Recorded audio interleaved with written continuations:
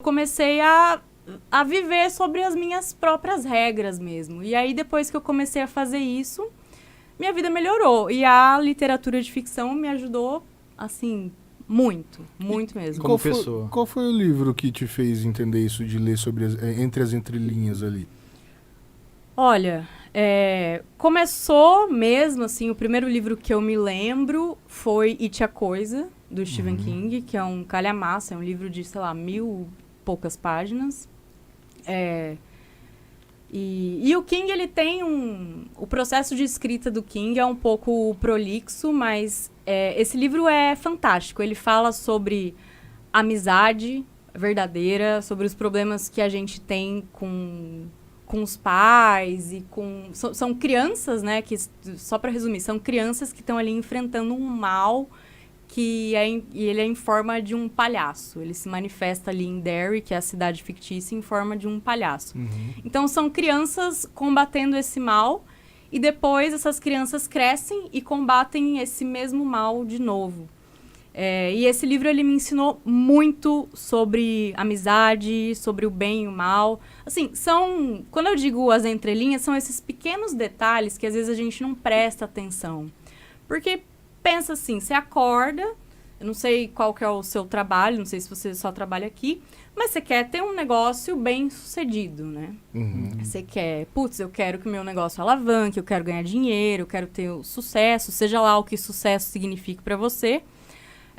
Mas a gente meio que deixa de lado algumas coisas, como uma certa reflexão sobre as nossas atitudes, questionar algumas coisas, rever os nossos conceitos, rever as nossas amizades, aprender a lidar com certos problemas, que quando você tá muito nessa noia de tipo, não, eu preciso seguir isso, fazer isso, e aí vai dar certo, você esquece, você acaba deixando de lado alguns pontos da sua vida que são importantes. E It a Coisa me fez ver isso, porque It a Coisa foi o meu livro de transição, quando eu tava louca da autoajuda lá, tentando fazer tudo para montar meu escritório, para ser uma advogada melhor, para ter, sei lá, uma argumentação melhor, para fazer petição melhor, para fazer audiência melhor, poder de oratória, blá, blá, blá.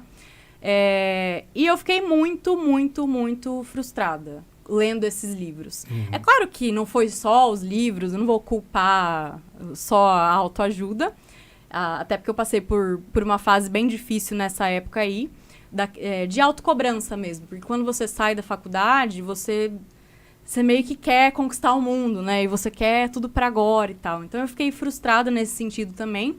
Mas eu entrei mais nesse abismo aí, porque eu tava lendo essas coisas e eu não conseguia reproduzir o que aquelas pessoas tão bem-sucedidas colocavam em prática. E hoje a minha ideia de ser bem-sucedida nem é o que está naqueles livros. São outras coisas, outras prioridades. Outros valores, você Outros valores. Isso que acontece hoje com a internet, se você parar pra ver, né? Quando você segue algumas contas que o cara vive aquela vida que você não consegue alcançar, aquele mesmo estilo de vida, te frustra, né? Te causa ansiedade e tudo mais, que é o que a gente tem visto hoje em dia, que tem acontecido muito, né? Sim, então, você escolheu fazer direito por quê? Você lembra alguma coisa que te... Eu escolhi fazer direito porque eu gostava de ler. Pela literatura em si. Mas, mesmo. assim... Falavam que fazer direito tem que gostar de ler, tem que saber. Isso foi um requisito, né? Mas, na verdade, antes de fazer direito, eu fazia jornalismo. Porque eu queria ser a mulher do tempo, era a minha briga. Era uma parada de infância, isso aí? Era uma parada de infância. Era por questão de escrever, tu queria ser a mulher do tempo. Nada, eu queria ser a mulher do tempo, eu queria lá apresentar o tempo, falar não. Hoje em Belo Horizonte temos um clima ameno. Pra ser mulher do tempo, isso que eu queria, pra fora, que aqui juro. não tem, né? Aqui é a própria repórter que fala, né? né? Hoje em dia eu nem sei se tem mais. Que brisa, hein? Logo o tempo, tu queria falar do tempo. Tô falando. Mas chegou a finalizar o curso ou você migrou pro direito? Não, aí eu fiz uma semana de jornalismo, mas aí eu mudei porque todas as minhas amigas fizeram direito. Estavam fazendo direito. Eu falei, não quero jornalismo, quero ficar com as minhas amigas. E aí eu fui pra direito. É aquela velha escolha que você tem que fazer quando você tem 17 anos. E aí eu fiz uma escolha cedo, né? Assertiva desse jeito, assim. Foi aí que eu parei no direito. Mas e aí, você teria vontade de voltar pro jornalismo, alguma coisa assim? De jeito nenhum, ainda bem. Ainda não bem. É essa pegada mesmo. Eu escrevo assim, mas eu acho que textos jornalísticos também não seria é o que te minha... pegaria. Não. Mas desde essa época você já tinha página no Instagram? Você já trabalhava com Instagram?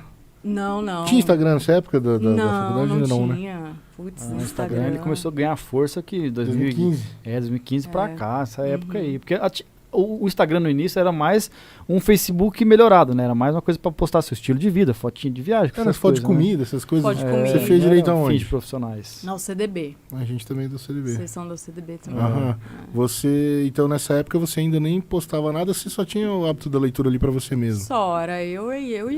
Você mesmo. E eu sempre grifei, né? Sempre grifei. E lá no hoje não, hoje ninguém se importa, mas você grifar um livro era um absurdo. Era um absurdo, lembra? Tem gente que tinha toque, né? Fala, Sim, caraca, nossa. riscou o livrinho ali. Riscou o livro e tal. É claro que eu não riscava os livros da biblioteca da UCDB, mas os que eu tinha, eu grifava tudo. Era uma Tu era aqueles carnaval. vadimeco cheio de aqueles De papelzinhos, post-it? Não post-it, sou coisa. do post-it, eu sou Só só da do grifando. grifo mesmo, Aham. só do grifo. Porque eu sou eu estudo de uma forma muito visual, né? Então, eu lembrava até da cor que eu tinha grifado a lei na prova, por exemplo. Caramba. Minha memória é mais visual. Aham. Mas eu sempre grifei, eu sempre falava, nossa, mas você grifa, porque, nossa, livro é precioso e tal, você não pode grifar. Não, o livro é só um objeto, não é Então nada, o não tem grifo que nada. você faz, na verdade, ajuda a entender e memorizar ali a situação. Como é que é? Varia de cores, com a importância ou assuntos diferentes? Como que é? Eu grifo, geralmente, assim, de ordem de importância mesmo, eu grifo alguma frase que eu gosto, assim, que eu acho interessante, ou que eu tenha feito alguma reflexão nela ali. Eu grifo partes engraçadas, eu grifo o nome dos personagens, eu grifo palavras que eu não conheço para pesquisar depois. Às vezes eu pesquiso até na hora e coloco ali de caneta mesmo o que significa.